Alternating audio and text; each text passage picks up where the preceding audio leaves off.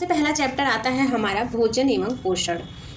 भोजन एवं पोषण क्या है इसके बारे में चलिए जानते हैं। पहला क्वेश्चन है पोषण जिसे आहार कहा जाता है, आहार विज्ञान के जनक कौन है? इसका आंसर हो जाएगा लेवाइजर। आहार विज्ञान के जनक कौन है? लेवाइजर। अब इसका डिटेल्स जानते हैं। यह यूपीटीजीटी 2021 में पूछा गया प्रश्न है। दिया है कि पोषण विज्ञान के जनक कौन है? एंटोनी लेवाइजर। पूरा नाम लेवाइजर का एंटोनी लेवाइजर है। यह 1770 से 1794 को माना जाता है। पोषण आहार व विशिष्ट रचनात्मक उपाचयी क्रिया है जिसके अंतर्गत पादपों में खाद्य संश्लेषण तथा स्वांगीकरण और विषमपोषी जंतुओं में भोजन अम्लव्यय की अंतर्ग्रहण, पाचन, अवशोषण, स्वांगीकरण द्वारा ऊर्जा प्राप्त, शारीरिक वृद्धि, मरम्मत, ऊतकों का नवीनीकरण और जैविक क्रियाओं का संचालन होता है। इसमें कह रहा है कि जो व्यक्ति है वह खाद्य पदार्थों को पादपों यानी कि पेड़ पौधों से प्राप्त करता है और पेड़ पौधों के अलावा वह जंतुओं से भी प्राप्त करता है। जंतुओं से प्राप्त करने के बाद जब व्यक्ति भोजन पहले क्या करता है? ग्रहण करता है, पाचन होता है, अवशोषण होता है और स्वांगीकरण होने के द्वारा जो ऊर्जा प्राप्त होती है उससे क्या होता है? शरीर की वृद्धि होती है, शरीर का मरम्मत होता है, ऊतकों का नवीनीकरण यानी कि जो टूटे फूटे तंतु और ऊतक होते हैं वो नए होते हैं और जैविक क्रियाओं का संचालन होता है। वही क्या कहलाता है? वही पोषण कहलाता है। दिया है पोषण के अंतर्गत निम्न बिंदुओं पर हम विचार कर सकते हैं। पहला है पोषक तत्वों का सेवन करना। दूसरा है पोषक तत्वों का प्रत्येक दिन में आहार में उचित मात्रा में रहना जरूरी है। तीसरा है पोषक तत्वों की कमी से विकृति चिन्हों का दिखाई देना। पहले क्या करते हैं? हम पोषक तत्वों का सेवन करते हैं और वो पोषक तत्व हमारा संतुलित मात्रा में है कि नहीं है, उचित मात्रा में होना आवश्यक होता है प्रत्येक दिन के हिसाब से। फिर क्या है? पोषक तत्वों की कमी से शरीर की विकृति चिन्हों का दिखाई देता है तो पता चलता है कि हमारे शरीर में पोषण की कमी है। अगला क्वेश्चन देखते हैं। अगला क्वेश्चन है ग्लोबल न्यूट्रिशन रिपोर्ट 2018 के अनुसार किस देश का वृद्धि रोग से पीड़ित बच्चों की दृष्टि से दूसरा स्थान है? इसका आंसर हो जाएगा ऑप्शन ए नाइजीरिया।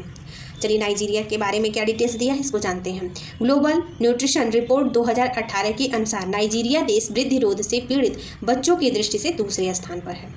वैश्विक पोषण रिपोर्ट 2021 ग्लोबल न्यूट्रिशन रिपोर्ट के अनुसार भारत में रक्त अल्पता तथा चाइल्डहुड वेस्टिंग को कम करने की दिशा में कोई प्रगति नहीं हुई है। इस रिपोर्ट के अनुसार भारत में 15 से 49 आयु वर्ग के आधी से अधिक महिलाएं रक्त अल्पता से ग्रसित हैं। रक्त अल्पता से ग्रसित महिलाओं की संख्या 2016 में 52.6% से बढ़कर के 2020 में 53% हो गई है। यह कह रहा है कि न्यूट्रिशन के आधार पर नाइजीरिया देश क्या है? वृद्धि रोग से पीड़ित जो बच्चे हैं वो सेकेंड स्थान पर है। और एक रिपोर्ट निकली, रिपोर्ट के अनुसार क्या पता चला कि 2016 में इतनी संख्या थी और 2017 में क्या हो गई? बढ़ गई। यानी कि जो न्यूट्रिशन की कमी से रोग होता है रक्त अल्पता जिसे एनीमिया कहते हैं उसकी संख्या क्या हो गई है? 2020 में बढ़ करके 53% हो गई है। यानी कि महिलाओं में न्यूट्रिशन की कमी है। अगला क्वेश्चन कह रहा है कि कौन सा भोजन या भोजन का संयोजन अच्छी गुणवत्ता का प्रोटीन उपलब्ध करवाता है? इसमें पूछ रहा है कि वह कौन सा भोजन है जिसमें अच्छी गुणवत्ता वाला प्रोटीन को उपलब्ध करवाता है। तो इसका आंसर हो जाएगा ऑप्शन सी दालें और भूरा चावल जो होता है वह अच्छी गुणवत्ता का प्रोटीन उपलब्ध करवाता है। इसमें भी डिटेल्स में यही लिखा है। अगला क्वेश्चन है सार्वजनिक स्वास्थ्य पोषण चक्र में कितने चरण होते हैं? इसके 4 चरण होते हैं जबकि ऑप्शन में नहीं दिए हैं, इसलिए इसका कोई भी आंसर सही आयोग ने नहीं माना है। इसके 4 चरण होते हैं। चलिए आगे देखते हैं क्वेश्चन। आगे क्वेश्चन है अपोषणीय भोज्य पदार्थ या अपोषणीय पदार्थ जो भोज्य पदार्थों में उद्देश्यपूर्ण ढंग से मिलाए जाते हैं उन्हें क्या कहा जाता है? उन्हें कहा जाता है फूड एडिटिव। फूड एडिटिव पदार्थ भोज्य पदार्थों में उद्देश्यपूर्ण ढंग से मिलाए जाते हैं। यह भोजन की पौष्टिकता एवं गुणवत्ता की कमी के कई कारण हैं। उनमें से एक सबसे महत्वपूर्ण कारण है भोज्य पदार्थों में मिलावट। भोजन की गुणवत्ता कब बिगड़ती है? जब भोजन में मिलावट कर दिया जाता है। जैसे कि दूध में पानी का मिलाना, काली मिर्च में पपीते का बीज का मिलाना, काली मिर्च के अलावा लाल मिर्च में ईंट का बुरादा मिलाना। ऐसे ही बहुत सारे भोज्य पदार्थों में क्या किए जाते हैं? मिलावट किए जाते हैं जो कि स्वास्थ्य की दृष्टि से अच्छे नहीं माने जाते हैं। अगला क्वेश्चन है अभिकथन और कारण से। अभिकथन कह रहा है कि अकाल के समय में एक जन समुदाय में कुपोषण के स्तर का निर्धारण करने के लिए सबसे व्यापक मान्य तरीका है कि इसका निर्धारण 6 से 59 माह की उम्र के बच्चों में किया जाए। कारण देखिए क्या कह रहा है? कारण कह रहा है आहार की कमी के समय में कुपोषण के लक्षण सबसे पहले छोटे बच्चों में विकसित होते हैं। तो दोनों बातें सही हैं, इसलिए हमारी कूट वाले प्रश्न का पहला ऑप्शन सही है। ए और आर दोनों सही है। व्याख्या में भी यही दिया है, कुछ खास नहीं है। तो अगला क्वेश्चन देखते हैं। अगला क्वेश्चन कह रहा है कि वह भोजन जो एक पोषणीय दृष्टिकोण से पूर्णतः अपर्याप्त है, पर्याप्त नहीं अपर्याप्त है, उसे हम क्या कहते हैं? उसे हम कहते हैं अस्पष्ट द्रव भोजन। यह पीजीटी 2019 में पूछा गया था। अगला क्वेश्चन है, शरीर में कार्य पर भोजन के अध्ययन के रूप में परिभाषित किया है। इस किसने कौन परिभाषित करता है? तो यह पोषण परिभाषित करता है। ऑप्शन डी सही होगा। अगला क्वेश्चन देखते हैं। अगला क्वेश्चन है, अगला क्वेश्चन में इसी क्वेश्चन का डिटेल्स दिया था, जिसमें शरीर में कार्य भोजन के अध्ययन का वर्णन दिया गया था कि पोषण संतुलित आहार के सेवन से प्राप्त होती है। किसी भी व्यक्ति के शरीर में अगर पोषक तत्वों की कमी हो तो सबसे पहले क्या देना चाहिए? उसे संतुलित आहार देना चाहिए। बिना संतुलित आहार से हम किसी भी प्रकार के व्यक्ति को पोषण नहीं दे सकते हैं। ठीक है। अगला क्वेश्चन है, राष्ट्रीय पोषण कार्यक्रम की निगरानी और मूल्यांकन प्रक्रिया का सही क्रम में लगाना है। ये क्रम दिया हुआ है और क्रम को सही क्रम में लगाना है। तो चलिए देखते हैं कि सही क्रम क्या है। सही क्रम पहला दिया है, राष्ट्रीय पोषण कार्यक्रम की निगरानी और मूल्यांकन प्रक्रिया का सही क्रम में पहला है विश्लेषण के लिए संरचना का विकास करना। दूसरा है मूल्यांकन और निगरानी की प्रक्रिया के लिए मूल्य सूचकों का निर्धारण करना। तीसरा है उपलब्धि और परिणाम के बारे में लिखना। अगला है नमूने प्रवृत्ति और संभावित व्याख्या की पहचान करना। और अगला दिया है सूचकों के बारे में जानकारी एकत्र करना। तो ये जो क्रम है सही से नहीं लगे हैं, इनको सही से लगाना है। तो हमारा आंसर क्या हो गया है? डी। अब देख सकते हैं डी। तो पहले क्या दिया है? दूसरा, फिर पांचवा, फिर पहला, फिर चौथा, फिर तीसरा। तो दूसरे में हमारा क्या है? मूल्यांकन और निगरानी की प्रक्रिया के लिए मूल सूचकों को क्या करना? निर्धारित करना। हो गया, तो ये पहले स्थान पर आ जाएगा। फिर हमारा पांचवा सही है, सूचकों के बारे में जानकारी एकत्र करना। फिर हमारा पहला आ जाएगा विश्लेषण के लिए संरचना का विकास करना, विश्लेषण के लिए संरचना का विकास करना। फिर आ जाएगा हमारा चौथा, नमूने प्रवृत्ति को संभावित व्याख्या की पहचान करना। और फिर आ जाएगा हमारा तीसरा, उपलब्धियों के परिणाम के बारे में लिखना। यानी कि हमारा क्रम क्या हो गया? 2, 5, 1, 4 और 3। देखिए यहाँ लगाया हुआ है आंसर में। चलिए अगला क्वेश्चन देखते हैं।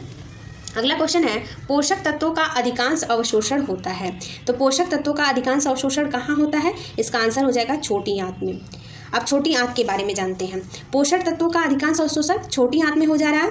छोटी आंत में उंगली के समान कई उभार होते हैं, जिन्हें क्या कहा जाता है? रसांकुर कहा जाता है।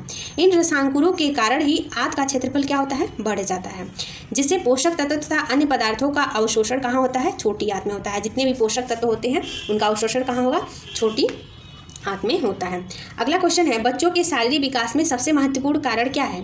कि बच्चे का अगर शारीरिक विकास अच्छे से करवाना है तो सबसे महत्वपूर्ण कारण क्या है? पोषण है। बच्चे को क्या मिलना चाहिए? पोषण मिलना चाहिए। यहाँ देखिए लिखा भी है, बच्चों के शारीरिक विकास में सबसे महत्वपूर्ण कारण पोषण को माना जाता है। पोषक तत्वों की आवश्यकता बच्चों तथा वयस्क से अधिक होती है। बच्चों में वयस्कों से अधिक होती है पोषक तत्वों की आवश्यकता, क्योंकि उनका शरीर विकास कर रहा होता है तथा उनके विकास के लिए पर्याप्त पोषण की आवश्यकता होती है। अच्छे पोषक तत्व बच्चों को न सिर्फ पोषण देता है बल्कि उसके शरीर को विभिन्न प्रकार की बीमारियों से क्या करता है? बचाता है। अगला है, पोषक तत्वों का धारण अधिक होता है। पूछ रहा है कि पोषक तत्वों का धारण अधिक कब होता है? इसका आंसर हो जाएगा ऑप्शन सी, उबालने पर। जब किसी भी प्रकार के हम भोज्य पदार्थों को उबालते हैं ना, तो उस स्थिति में क्या होता है? उसका पोषक तत्व नष्ट नहीं होता है। कच्चा या उबाल कर, देखिए यहाँ दिया है, कच्चा या उबाल कर खाने से भोजन बनाकर खाने से बेहतर होता है, क्योंकि कुछ पदार्थों को पका देने पर पोषक क्षमता उसकी कम हो जाती है। अगला है सुमेलित करने वाला प्रश्न। ऐसा भी प्रश्न पूछता है, लेकिन अधिकतर ये सारे प्रश्न सुमेलित करने वाले, कूट वाले प्रश्न लगभग नेट के एग्जाम में पूछे जाते हैं। यह टीजीटी पीजीटी में नहीं पूछे जाते हैं। एक 2 क्वेश्चन आ गए तो वो अलग की बात है। दिया है कि सूची फर्स्ट को सूची सेकेंड से मिलान करना है। और पहले में दिया है protein, beta carotene, ascorbic acid, वसा का असंतृप्तता, और इधर दिया आयोडीन संख्या। ठीक है, तो इन सबों को क्या करना है? मिलाना है। तो मिलाने पर हम पहला प्रोटीन को किससे मिलाएंगे? HPLC से। HPLC से, यानी कि पहला मिल जाएगा आपके 5वें से, यहाँ प्रोटीन से मिल जाएगा। ठीक है, फिर दूसरा जो है बीटा कैरोटीन, वह हो जाएगा ट्राइटीमेट्रिक से। बीटा कैरोटीन हो जाएगा ट्राइटीमेट्रिक से, ये 4th पे मिल जाएगा। फिर एस्कार्बिक एसिड को हो जाएगा स्पेक्ट्रोफोटोमीटर से, एस्कार्बिक अम्ल मिल जाएगा यहाँ। और फिर मिल जाएगा वसा की असंतृप्तता आयोडीन की संख्या पर, यहाँ मिल जाएगा। तो इसका आंसर क्या हो जाएगा? इसका आंसर हो जाएगा, देखिए पहले को हम कहाँ से मिलाएं? HPL से। ठीक है, पहले का 5वां होगा। तो पहले का 5वां इसमें किस में दिया है? पहले का 5वां C में दिया हुआ है। पहले चलिए और मिला लेते हैं। जैसे B का कहाँ से मिलेगा? बीटा कैरोटीन को मिलेगा, बीटा कैरोटीन मिल जाएगा आपका ट्राइसीमेट्रिक में, चौथे में, यानी कि B का चौथा बी का चौथा। देखिए तो यही आंसर हमारा सही हो जाएगा, सी वाला। अगला देखते हैं, ये सब क्वेश्चन बहुत टाइम लेते हैं। अगला देखते हैं, अगला क्वेश्चन है व्यायाम में पोषण की भूमिका होती है। व्यायाम में पोषण की कैसी भूमिका होती है? इसका आंसर हो जाएगा ऑप्शन ए, व्यायाम में पोषण। व्यायाम के बाद जो वापसी या भारी प्रभाव पाया गया है, ठीक है। व्यायाम पोषण की भूमिका में महत्वपूर्ण भूमिका निभाता है, क्योंकि ऐसी शारीरिक क्रियाएं और गतिविधियां जो मनुष्य के समस्त अंगों को पूर्ण और संतुलित विकास में सहायता देती हैं, वह क्या कहलाती है? व्यायाम कहलाती है, ठीक है। और बहुत ज़्यादा इसमें इंपॉर्टेंट नहीं है। अगला क्वेश्चन देखते हैं, बड़ी या छोटी खाद्य सेवा इकाई में खाद्य मूल्य निम्न प्रतिशत के बीच में पाया जाता है। इसका आंसर हो जाएगा ऑप्शन ए, 40 से 60%। अगला क्वेश्चन पूछा है पोषण, मतलब पूछ रहा है कि पोषण क्या है। तो दे रहा है कि पोषण एक प्रक्रिया है जिसके द्वारा शरीर के सभी भाग आवश्यक पदार्थ प्राप्त करते हैं। फिर दूसरा ऑप्शन दे रहा है पोषण एक प्रक्रिया है जिसके द्वारा शरीर पदार्थों का उपयोग समृद्धि तथा नवीनीकरण के लिए करता है। अगला ऑप्शन देखते हैं, अगला ऑप्शन दे रहा है कि पोषण एक प्रक्रिया है जहाँ पदार्थ उनके कार्यों और समृद्धि के लिए प्राप्त किए जाते हैं और उपयोग किए जाते हैं। फिर अगला दे रहा है कि एक प्रक्रिया है जिसमें शरीर के सभी भाग सभी जैव कार्य के लिए पदार्थ प्राप्त करता है और उनका उपयोग करता है। यही ऑप्शन सही है कि पोषण क्या है? पोषण एक प्रक्रिया है जिसमें शरीर के सभी भाग सभी जैविक कार्य सभी पदार्थों को प्राप्त करता है और उनका क्या करता है? उपयोग करता है। चलिए अगला भोजन एवं भोजन के कार्य एवं भोज्य समूह के बारे में। तो पहला देखिए सुमेलित करने को ये भी दिया है। पहला है खाद्य पदार्थ और दूसरा है पोषक तत्व। खाद्य पदार्थ और पोषक तत्वों को क्या करना है? मिलान करना है। तो हरी पीली सब्जियों में क्या पाया जाता है? हरी पीली सब्जियों में कैरोटीनाइड्स पाया जाता है, आयरन व एस्कार्बिक एसिड पाया जाता है हरी पीली सब्जियों में। तो ए का हमारा क्या हो जाएगा? तीसरा। ए का तीसरा इस ऑप्शन में दिया है। देखिए ए का तीसरा, ये आंसर लगा हुआ भी है, ए का तीसरा। फिर दूसरे में हमारा क्या दे रहा है कि दूध और दुग्ध पदार्थ में क्या पाया जाता है? दूध और दुग्ध पदार्थ में कैल्शियम, फास्फोरस, प्रोटीन और विटामिन पाए जाते हैं। तो हमारा बी का क्या हो जाएगा? पहला हो जाएगा। बी का पहला, देखिए इसमें बी का पहला हो जाएगा। फिर क्या दिया है? ब्रेड, आटा और अनाज ये मिल जाएंगे thiamine, niacin, riboflavin, iron, carbohydrate और फाइबर से। तो इसका आंसर हमारा क्या हो जाएगा? तीसरे का हो जाएगा चौथा। देखिए यहाँ लगा हुआ है तीसरे का चौथा। तो यहाँ देखते हैं हमारा तीसरे का चौथा। फिर हमारा एक बचा संतरा, टमाटर, अंगूर व पत्ता गोभी किसके उदाहरण हैं? तो यह सब एस्कार्बिक एसिड या अम्ल के हैं। तो इसका हो जाएगा दूसरा, चौथे का दूसरा। तो इसका आंसर हो जाएगा हमारा दूसरा। देखिए यह GIC परीक्षा 2021 में पूछा गया है। यहाँ देखिए डिटेल्स में वही दिया हुआ है। अगला क्वेश्चन भी वही है कि सूची फर्स्ट को सेकंड से मिलाना है। इसको थोड़ी सी दूरी है मिलाने में, तो इसलिए इसको डायरेक्ट आंसर को ही देखते हैं, ठीक है। देखिए जिसमें खमीरीकरण में दिया है, खमीरीकरण में हमेशा किण्वन होता है। सोया लेसिथिन में पायसीकरण होता है। ब्यूटाइल हाइड्रोक्सिल लोच्यून में प्रतिऑक्सीकरण होता है। बेंजोयल में विरंजक होता है और कैल्शियम सोर्बेट में परिरक्षक होता है। इसका आंसर यही होगा। अगला है भोजन के गैर पोषण के घटक कौन से हैं? इसका आंसर हो जाएगा ऑप्शन डी, सभी। रेसे या रफेज, वर्ण यौगिक और जल, ये सभी क्या होते हैं? भोजन के गैर पोषणीय घटक होते हैं, ठीक है। अगला क्वेश्चन है ट्राइजिल टेस्ट का संबंध किससे है? तो इसका आंसर हो जाएगा ऑप्शन ए, भोजन के ज्ञानेंद्रिय मूल्यांकन से। अगला क्वेश्चन है भोजन शरीर के निम्न में से कौन सा कार्य करते हैं? तो ये सभी कार्य करते हैं। क्या करते हैं? शारीरिक कार्य करता है, मनोवैज्ञानिक कार्य करता है और सामाजिक कार्य करता है। अगला क्वेश्चन भी अभिकथन और कारण से ही है। अभिकथन कह रहा है कि एंटीऑक्सीडेंट के उत्तम साधन वाले खाद्य पदार्थ ग्रहण करने से कैंसर होने की संभावना कम हो जाती है। कारण कह रहा है कि एंटीऑक्सीडेंट जो होता है रक्त प्रणाली में बहने वाले फ्री रेडिकल्स पर निष्प्रभावी कर देते हैं। तो इसका आंसर हो जाएगा, चलिए इधर देखते हैं इसके आंसर को। इसका आंसर हो जाएगा ऑप्शन ए और आर दोनों क्या है? करेक्ट है। ए और आर दोनों करेक्ट है।